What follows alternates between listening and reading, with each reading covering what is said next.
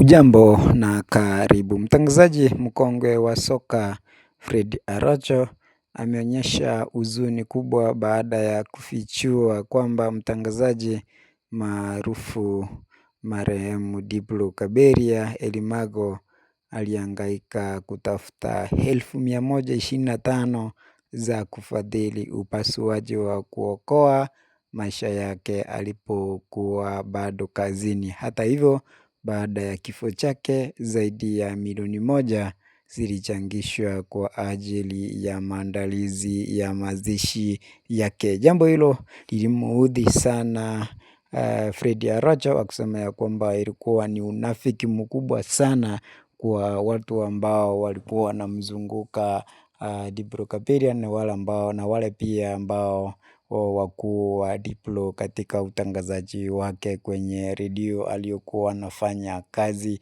Kulingana na Fred Arocho ameweka wazi akisema ya kwamba ni unafiki wa hali ya juu, na ameweka wazi namna ambavyo Diblo Kaberia alihangaika sana na kuteseka wakati waajiri wake walimwangalia tu, na kuna kipindi ambacho Diblo Kaberia alikosa 120,000 za kufadhili matibabu yake, ila kwa sasa kipindi ambacho ameaga dunia watu wamechanga zaidi ya milioni moja kufadhili ama hizo pesa zitumike kwenye mazishi yake. Lakini kipindi ambacho akiwa uhai alihangaika sana na hakuna kitu ambacho kilifanywa na watu hawa, kitu ambacho kilimuudhi sana Fred Arocho na kuonekana kuwa na huzuni mwingi sana kutokana na hali hiyo.